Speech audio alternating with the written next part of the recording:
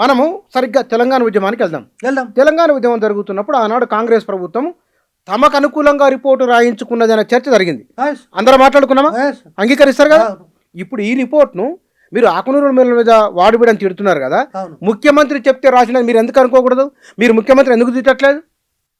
నేను ఒక విషయం మీకు చెప్తాను. నేను ఒకవేళ నిన్న సాయంత్రం కనుక ముఖ్యమంత్రి ఈ యొక్క రిపోర్టును నేను యథావిధిగా అమలు పరుస్తున్నానని ప్రకటించి ఉంటే ఈరోజు నేను ముఖ్యమంత్రిని ఖచ్చితంగా ఈ వేదిక నుంచి నిలదీసేవాడిని. ఇప్పటికి కూడా చెప్తున్నా, నీకు విద్యాశాఖ మీ అధీనంలో ఉంది కాబట్టి ఈ యొక్క రిపోర్ట్ అనేటటువంటిది ఒక 5-6 మంది వ్యక్తులు కూర్చొని వాళ్ళ యొక్క వ్యక్తిగతమైనటువంటి ఆలోచనలన్నీ క్రోడీకరించి ఈ రాష్ట్రములో విద్యను అభ్యసిస్తున్నటువంటి 1 కోటి మంది యొక్క విద్యార్థుల యొక్క భవిష్యత్తును అగాధంలోకే నెట్టేటటువంటి ఒక ప్రయత్నమే ఈ నివేదిక. ఈ నివేదికను ఇంప్లిమెంట్ చేసే క్రమంలో నువ్వు అనేక రకాలైనటువంటి ఖచ్చితంగా చర్చకు పెట్టండి. ఈరోజు రాష్ట్రంలో చర్చకు పెడతామన్నారు. ఉద్యోగులు, ఉపాధ్యాయులు, అదేవిధంగా విద్యావేత్తలు, పిల్లలు, తల్లిదండ్రులు కొంతమంది ముక్కున వేలేసుకుంటున్నారు. ఇది రిపోర్టేనా అని. ఇది రిపోర్టేనా? విద్యాశాఖ మంత్రి ముఖ్యమంత్రి ఉన్నారు. మీలాంటి వాళ్ళు చెప్తే వింటారు వారు. మీరు ఆ కమిటీ రిపోర్ట్ ఒక మాట సార్, ఆ కమిటీ ఇంకా ఆ రిపోర్ట్ ఆచరణలోకి రాలేదు. తర్వాత మీరు దాన్ని అన్వయించుకుంటున్నారు, కోరిలేట్ చేసుకుంటున్నారు. బహుశా ఇది కావచ్చు, ఇట్లా జరగవచ్చు అని మీరు భావిస్తున్నారు. అది నిజమా కాదో తెలియదు. అది తెలియకుండానే మీరు ఒక నిర్ణయానికి వచ్చి సాక్షాత్తు ముఖ్యమంత్రి దగ్గరనే విద్యాశాఖ ఉన్నది, ఆయన ఏం చేస్తారో మీకు అంచనా ఉన్నది, ఎందుకు ఇంత ఆవేశపడుతుంది? నేను ఏమంటున్నా అంటే మా యొక్క ఆవేశం ఇదంతా మీకు ఆవేశంలాగా కనిపిస్తుండొచ్చు. ఆవేదన అనుకుందాం. 100% నా ఆవేదననే వెలిపుచ్చుతున్నా. నేనేమంటున్నా స్పష్టంగా, ఒక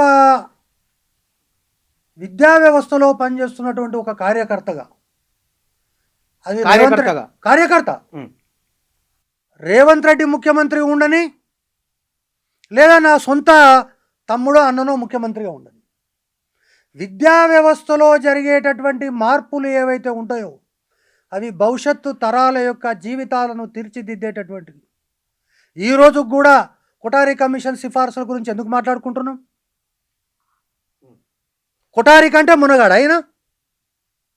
కొఠారి కంటే ఈయన మునగాడా? ఈ రాష్ట్రంలో కొఠారి కమిషన్ సిఫారసులు మొట్టమొదట పివి నరసింహారావు అనేటటువంటి ఒక మేధావి ఈ రాష్ట్రంలో కొఠారి కమిషన్ సిఫారసులను దేశంలోనే మొట్టమొదటిసారి అమలుపరిచినటువంటి ఘన చరిత్ర 2 తెలుగు రాష్ట్రాల్లో ఉంది.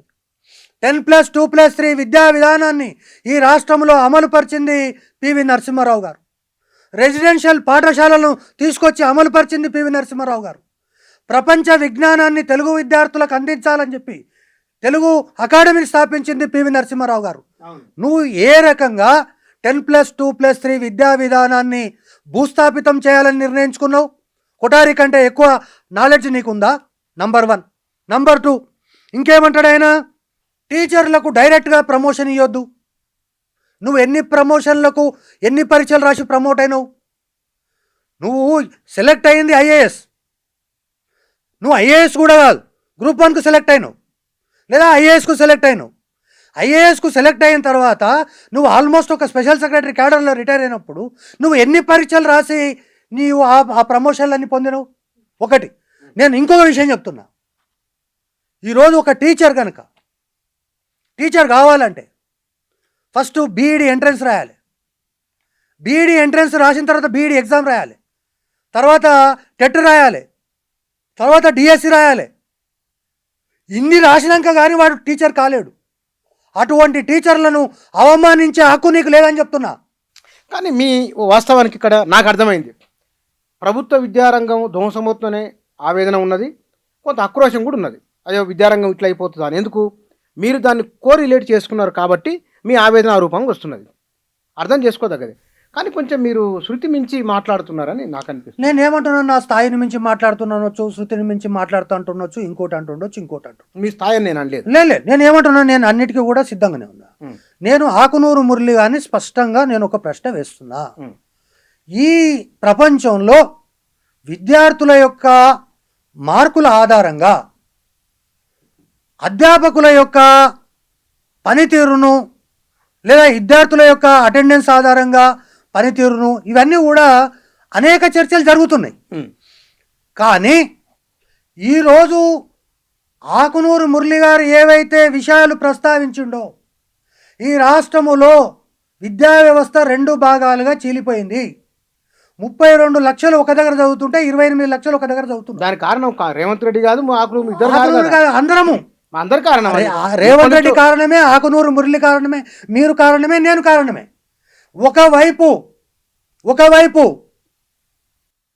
మ్యాథమెటిక్స్లో ట్రిగ్నోమెట్రిక్ ఒక టీచరు, జామెట్రిక్ ఒక టీచరు, ఆల్జిబ్రాక్ ఒక టీచరు, ఇంగ్లీష్ మీడియంకి ఒక టీచరు, తెలుగు మీడియంకి ఒక టీచరు పెట్టి పాఠాలు చెబుతున్నటువంటి పరిస్థితి ఒకవైపు ఉంటే, 5 తరగతులకు కలిపి ఒకే టీచర్ను పాఠం చెప్పించి ఆ విద్యార్థుల యొక్క పనితీరు ఆధారంగా వారికి ప్రమోషన్లు ఇవ్వాలంటే ఎందుకు ఈ రిపోర్ట్ ఇచ్చినామని అడుగుతున్నా నేను.